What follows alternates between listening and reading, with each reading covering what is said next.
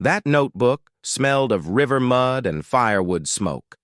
After 80 years waterlogged in a flooded basement, its pages had turned yellow and brittle.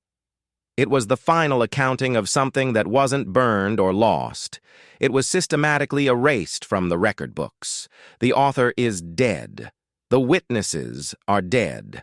But this one artifact survived, waiting in the dark for someone to ask the question no one wants answered. In the winter of 1947, a team of United States Army intelligence officers arrived at a small coastal town in the Philippines. Their orders were classified, their deadline immediate. What they were doing would later be described in official records as routine asset transfer. But according to 3 separately declassified documents, each heavily redacted, these officers were erasing a village from existence. Not the buildings, not the people, the memory. A reporter from the Manila Tribune tried to investigate. He was reassigned to Tokyo within 48 hours. His notes vanished.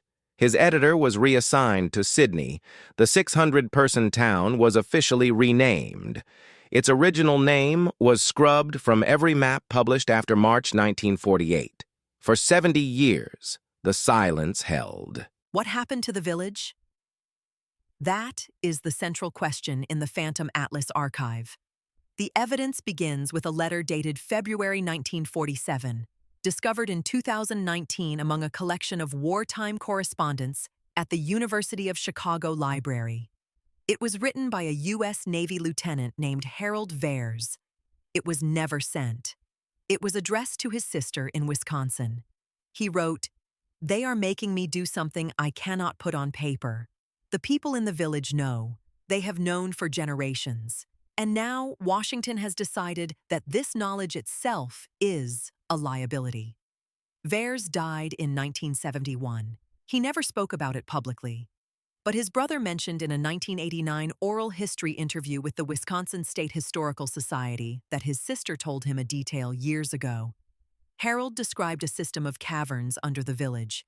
He told her there were structures down there, not like anything built by any hand he recognized.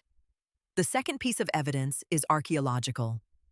In 2016, a team of Filipino researchers led by Dr. Maria Santos of the University of the Philippines conducted a geological survey of the coastal area. Using ground-penetrating radar, they detected a subsurface anomaly beneath what is now a coconut plantation, directly beneath the unmarked location of the old village center. The anomaly covered an area of about 400 square meters.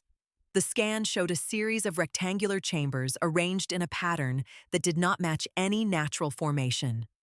The Philippine government refused to grant the team permission to excavate. The land is currently held by a shell company registered in Delaware, USA. The registered agent declined all requests for comment. The third piece of evidence is the most fragile.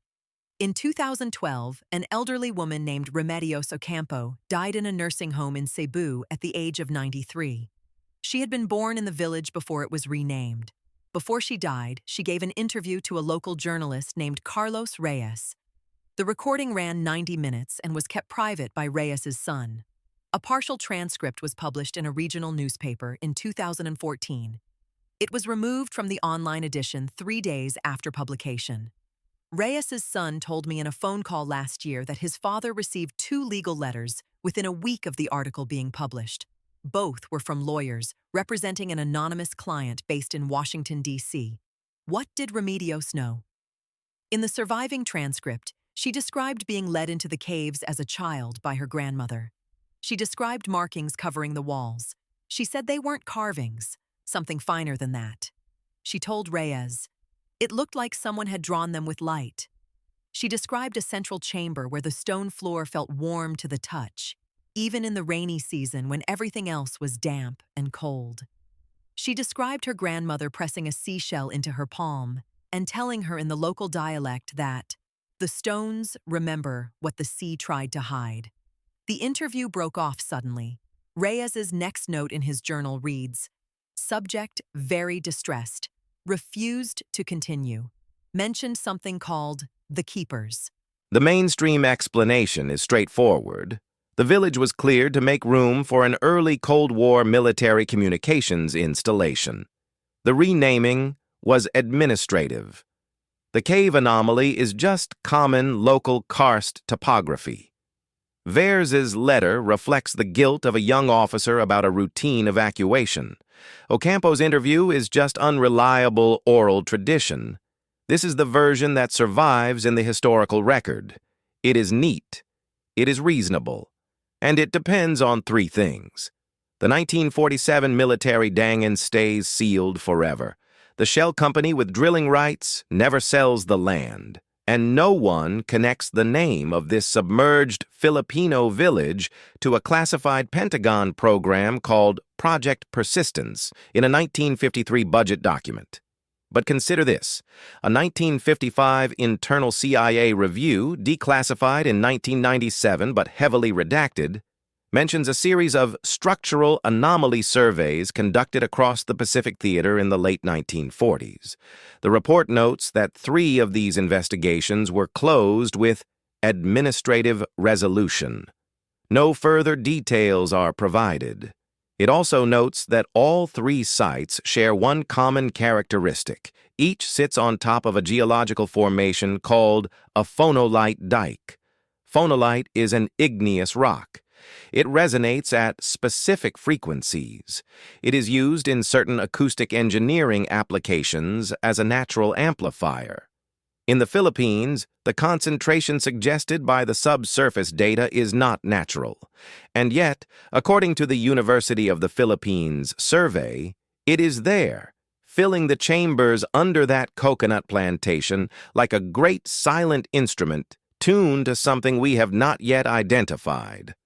What were the Americans doing there in 1947? The Cold War had barely begun. The Philippines was not an active theater.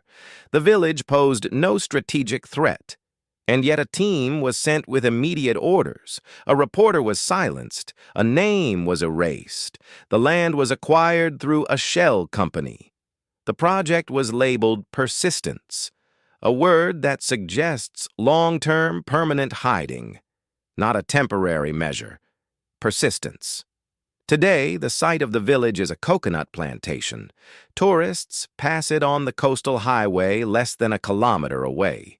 The GPS coordinates are easy to find if you know the old name. The land lies still. The chambers below lie still. If it really is a phonolite dike, it hums at frequencies below human hearing, unless you are standing directly above it on a warm night, when the ground feels just a little different, and there's a faint metallic tang in the air with no obvious source. Local fishermen avoid the area after dark. They call it lugar ng mga naiwan, the place of those who were left behind. They will not elaborate. Dr. Santos submitted her findings to the National Museum of the Philippines in 2017. The submission is listed as under review. It has been under review for 7 years. The shell company filed its most recent annual report with the state of Delaware last November. It shows no business, no employees, no revenue, no expenses. A company that exists only to hold land that no one is allowed to touch. The question I keep coming back to isn't whether there's something buried under that village. The evidence suggests there is. The question is simpler and stranger. Why would a government go to such lengths to erase a cave system?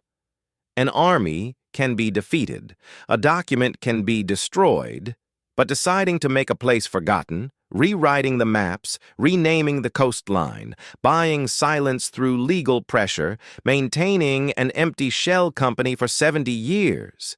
That suggests the people who made those decisions understood something about those chambers that we don't. They know what the stones remember, and they decided, for reasons we are still not allowed to know, that the rest of us are better off not remembering.